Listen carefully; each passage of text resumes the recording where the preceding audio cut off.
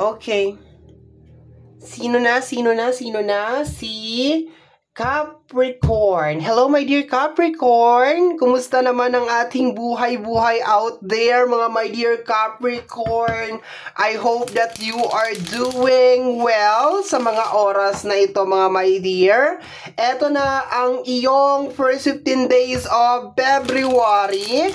This is from February 1 to February 15, 2025, my dear. And of course, this is a general reading. Munting paalala lamang po, mga my dear, na ang gagawin natin ngayon ay general reading. So, hindi po ito 100% na magre-resonate para sa ating lahat. So, please, my dear, lower your expectation pagdating po sa mga general reading. Okay? So, isang shuffle lang tayo dito, tapos cut na natin. Kasi minsan naghihintay ako ng jumping card, so nagtatagal yung reading natin. Okay, we have here, wow, karma. What goes around comes around. Okay, meron kang karma card. Okay, tingnan natin. Karma card. Tingnan natin kung anong kasama niyan. Kasi sinashuffle ko pa to. Napansin ko, parang ang tagal. Pwede ko naman siyang i-shuffle, tapos i-cut ko sa gitna. So, kung ano yung maiwan, yun na yun. 'Di ba? Parehas lang naman yun. Okay, my dear. Kasama niyan, I see. Okay. Offensive. Madness. My dear, what is going on? Bakit ganun? May nakukuha ko dito, my dear, ha? Nang dahil sa galit mo, or baka may naka-offense sa'yo na tao, I think parang nadala ka ng emosyon mo, my dear, okay? And yung consequence nung ginawa mo na yun, my dear, ay nangyayari ngayong first 15 days of February, okay? So, yun ang nararamdaman ko sa card na to, my dear. Okay? Energy ng karma and energy ng fury. Kasi itong card ng fury, my dear, is energy to na para kang na-offend. Okay? Nagagalit ka dyan. And then, meron kang karma card. Ayan, o. So, tingnan natin. Kasama niyan ay... Pero yun ang nararamdaman ko talaga, my dear Capricorn. Para kang nagalit, tapos meron kang nagawang something na...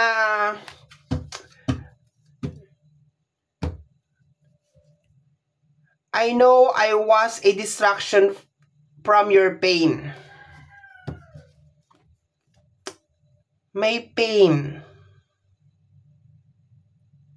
My dear, nakukuha ko parang merong taong merong pinagdadaanan. Tapos... parang sumasabay ka. Bakit ganun? Ikaw ang kontrabida sa reading natin ngayon. Di ako sanay. Bakit? Once again, this is a general reading. Hindi ako sanay, my dear Capricorn, na ganito ang eksena ng reading mo. Parang bumaliktad ang lamesa. Once again, wala akong control sa baraha. Okay? Kasi sabi dito, I know I was a distraction from your pain. Ayan o, maliwanag na maliwanag. So, ibig sabihin, my dear Capricorn, parang nakadagdag ka sa pinagdadaanan ng isang tao. Okay? Medyo nako-curious ako kasi may karma ka. So, anong ginawa mo? What did you do, my dear? What did you do? Please give me time. I never felt this way before. Hala, nagalit ka yata. Meron akong nararamdaman, my dear Capricorn, na parang malalim na galit. Okay? Pero parang anak ko, my dear, dapat hindi ka nagalit o hindi ka nagtanim ng galit.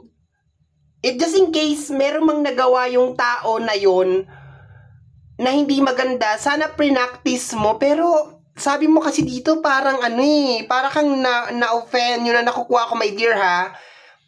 Pero parang nakukuha ko kasi, my dear, is hindi tama na ginawan ka ng masama ng isang tao, tapos ginawan mo pa ulit ng masama. Alam mo yun, yung ginawan ka ng hindi maganda, tapos ginawan mo din ng hindi maganda. So, never-ending cycle. Ang nangyari ngayon, my dear, is parang ikaw yung kinakarma.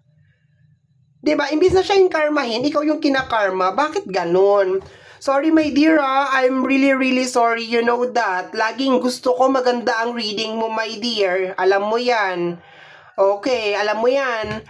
Gusto ko lagi maganda ang reading mo, pero iba to, iba yung energy ng first 15 days, okay? Once again, this is a general reading, mga my dear Capricorn, so it may or it may not resonate for all of you. Tingnan natin, my dear, additional message pa tayo.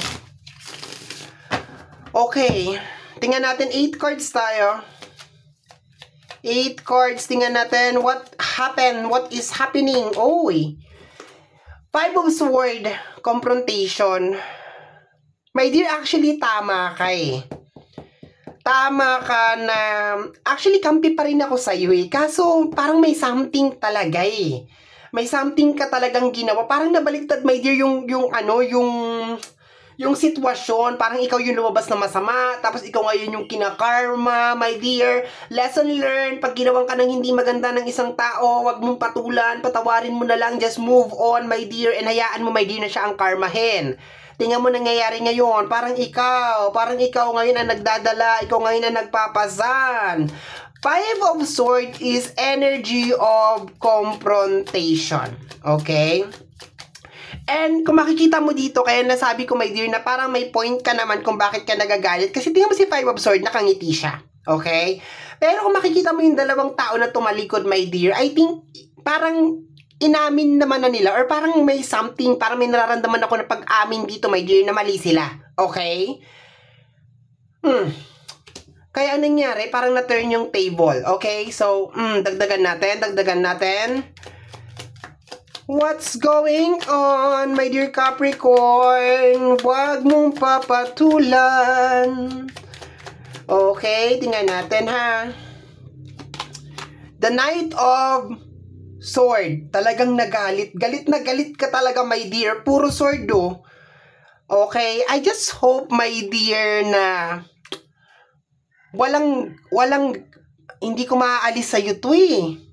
Malamang dala-dala mo to, energy ng galit, paghihiganti or something. Kung nasa puso mo yan ngayon, my dear, try to remove it bago sumampa or try to lessen it. Try mong bawasan, my dear Capricorn, as much as possible. Paano ba? Prayers, di ba? Daan mo na lang sa dasal, hingi mo, hindi ko alam. Kasi, dahil dyan sa nararamdaman mo sa bugso ng emotion mo, my dear, yan. Nabaliktad yung sitwasyon. Ngayon, parehas na kayong may kasalanan, parehas na kayong may mali. Okay, kasi yung pagkakamali, ginantihan mo ng isa pang pagkakamali, so kung nangyari, parehas na kayong mali. Okay, the Queen of Swords, actually parang gusto mo siguro, my dear, na mag-apology siya sa'yo. Okay, like mag-apology, gano'n. Puro sword, okay, puro sword. Hindi ko kino-close na ito lang yung zodiac sign, pero ang energy kasi ng sword is energy ng air sign. So, Gemini, Libra, and Aquarius, okay? So, posibleng air sign siya, pero once again, hindi ko kino-close na air sign lang to. Posibleng any kind of zodiac sign ito, my dear, okay? So, posibleng gusto mo mag-sorry siya sa'yo or mag-apology siya sa'yo face-to-face or personal. Okay, tingnan natin. Or my dear, kung meron mang makaka-offense sa'yo around February, huwag mong patulan. Okay? Para hindi ka magkaroon ng karma. Kasi posible din, my dear, na yung energy na to is mag-build ka ng karma. Okay? Mare-reverse yung situation, mare-reverse yung energy. Okay? So, maliban doon sa first na energy na nakuha ko or first message na nakuha ko, my dear, na dahil sa sobrang galit mo, ito, nabaliktad ang sitwasyon. Posible din, my dear, na baka merong mangyari na hindi pagkakaunawaan or tension, my dear, sa first 15 days of February.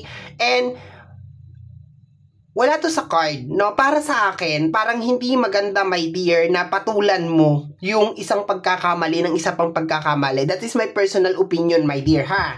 Alam ko na-offend ka or nagalit ka or something, pero hindi tama, my dear, na hindi tama. No. Tingnan mo, mababaliktad yung sitwasyon, my dear, mababaliktad. Okay? Parang ang nakukuha dito is wag mong ilagay sa mga kamay mo ang batas. O kaya, you need to start believing on karma. Na pag ginawang ka ng isang tao ng hindi maganda, malaki ang posibilidad na iikot ang mundo at mangyayari din sa kanya yon. So, hindi mo kinakailangan, my dear Capricorn, na magpawis at mag-effort ng paghihiganti at magkimkim ng galit everyday, 24/7 sa tao na yan nang dahil believe on karma. 'Di ba? Pero hindi ganun ang sinasabi ng card natin ngayon, my dear. Gigigil ako sa'yo. Okay. The Three of Pentacles, posibleng katrabaho mo or posibleng tinulungan mo na may kinalaman sa usapin ng pinansyal. Posibleng your friend, okay? Posibleng a friend, posibleng coworker, okay? Pumasok ng energy ng Pentacles. Pero sa energy na to, nararamdaman ko lang yung energy ni Taurus. Okay, hindi ko nararamdaman yung ibang earth sign. Si Taurus lang ang nararamdaman ko dito sa card na to. So, posibleng Taurus siya. Okay? So, tingnan natin. Next, last 4 cards, my dear Capricorn. Last. Okay. My dear Capricorn, practice ang pagpapatawad. Okay, Page of Cups, okay.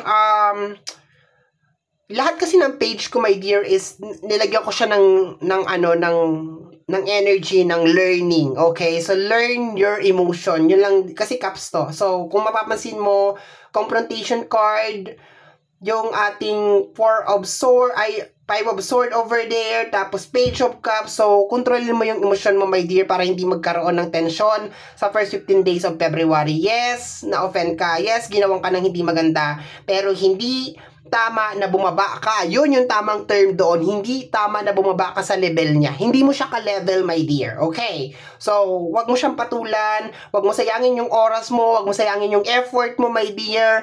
Okay? Move on tayo, mga my dear. And, diba, hayaan mo siya. Hayaan mo siya. Okay? Pero kung ito, my dear, ay na-execute mo na. Lalo na kung meron ka pa mga ginawagawang kagagahan dyan at kung ano-ano para mapahirapan yung isang tao. Okay, dahil nga nakagawa siya ng hindi maganda sa'yo, my dear, may karma na energy na mangyayari sa first 15 days of February. Okay? Let me see. Tingnan natin, my dear. So, kung wala ka namang ginawa, my dear, edi you're safe. Diba? You're safe. No need to worry. Okay? 5 of Wands. Tension na naman ulit. Umiwas sa gulo, my dear, ha? Umiwas sa gulo. Posibleng mabaliktad talaga, my dear. Okay? So, kanina, pagka-open natin ng card, naramdaman ko yung pagkikimkim ng sama ng loob, ng galit, so on and so forth. Okay? So, habang patapos na tayo, nararamdaman ko na posibleng mangyayari ito. Posibleng mangyari ito, my dear, sa first 15 days of February. Pwede siya mag-start ng mga around 7 or mga around 4, yung mga first 4, 5, 6, 7, 8, 9, mga ganon. Okay. Ay, tingnan natin, my dear, ha. Basta yung mga first na araw, mga unang araw. Tingnan natin. The 5 of Pentacles, may kinalaman sa pera to, my dear. Okay? Hindi ko ba alam kung sasermonan ba kita or hindi. My dear, sige na nga. Nature ng mundo natin, my dear, na minsan may mga taong manggagamit. Alam mo yon. Kilala ka lang pag may pera, lalapitan ka lang pag may pera. Pag nakuha yung gusto mo, wala na, goodbye na. Okay? Kasi baka yun yung issue. Kaya bakit ka nagalit? Kasi baka hindi ka binayaran or baka ginamit ka lang or something. Basta na-offend ka daw eh. Pero starting from this day, my dear Capricorn, try to practice na yung isusubo mo, wag mo nang ibigay. Okay? Kahit awang-awa ka, wag mo nang ibigay. Kasi tingnan mo nangyayari. 'Di ba? Ikaw na yung tumulong, ikaw pa yung namumukhang masama ngayon. Kuha mo? 'Di ba? So, practice mo, my dear. Una, practice forgiveness. Second na nakukuha ko na energy is, wag mong ibigay kung sakto lang sa'yo. Okay? kahit gaano pa ka-difficult yung situation ng tao na yan, maski gaano ka pa kaawang-awa, my dear Capricorn, huwag mong ibigay kung sakto lang sa'yo. Okay? And most especially, if you are expecting something in return. Okay? Kasi, nag-expect ka lang eh. How sure? Gaano ka ka-sure, my dear Capricorn, na yung expectation mo mangyayari? Okay? Kasi meron money issue over here. Okay? Sasabihin mo, paano kung malaki yung kinuha sa akin na pera? Mahirap nga talaga yun. 'Di ba? Mahirap nga talaga yun. We have here the page of wands, okay? For some of you, my dear, lalo na kung pakiramdam mo naman, wala naman na talaga, ibig sabihin the damage has been done, wala ka na magagawa para ma-reverse, wala din naman planong mag-sorry, wala din naman, alam mo yun, wala ka na talaga magagawa, nangyari na ang nangyari. Just move on sa energy ng page of wands. Mag-start ka na lang ulit, mag-build ka na lang ng panibagong friendship, mag-build ka na lang ng panibagong connection, and then kung sino man yung tao na yan, i-ano mo na siya, kumbaga i-remove mo na siya sa buhay mo. Okay? Remove mo na talaga siya 100%, my dear.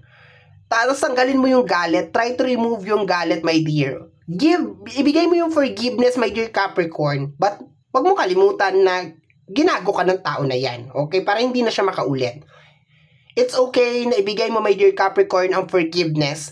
But it's not okay na kalimutan mo kung anong ginawa ng tao. Kasi baka mag part 2 pa. Okay? And once again, wag mong kopyahin kung ano yung ginawa ng tao sa'yo. Okay? Yung, porque kinurot ka, kukurutin mo rin. Wag ganon. Kasi ang mangyayari, yan ang, ikaw yung kinakarma. Ikaw yung, di ba? Ikaw yung kinakarma. Nababaliktad yung sitwasyon, my dear. Kung mangyayari pa lang to, my dear, sa first 15 days of February, please, wag mong ibaba yung level mo sa tao na ito, kung sino man ito. Okay? Just move on. Okay? Galit na galit ka, umanap ka ng paraan kung paano ka magiging kalma or magiging maayos yung iyong pakiramdam. Okay? Bottom deck of the card is the energy of Hermit or energy ni Virgo. Yes, punong-puno ka ng pagsisisi, my dear, but once again, you learn. Okay? Magpasalamat ka na lang. Charge to experience kung ano man yan. And huwag tayo paulit-ulit. Okay? Huwag paulit-ulit. And learn from this. Learn from this. Learn from this. Okay? Matuto ka dito. Matuto ka. Kung sakasakali, my dear, na nakagawa ka na ng hindi maganda kasi may nararamdaman ako na iba na energy, please, pigilan mo yan. Okay? Babalik yan sa'yo higit pa. Okay? Kunyari, pinakulang mo yung tao. Okay, tigilan mo yan, tigilan mo yan, tigilan mo yan, tigilan mo yan. Okay? Babalik yan sa'yo, my dear, triple pa. Okay? So, my dear Capricorn, yan ang iyong reading para sa iyong first 15 days of February. Somehow, my dear, kung nagustuhan mo to, especially kung napadaan ka lang, don't forget to subscribe. Pag-click, my dear, ang notification bell para ma-update ka sa aking mga upload kung napapanood mo to sa ating YouTube channel.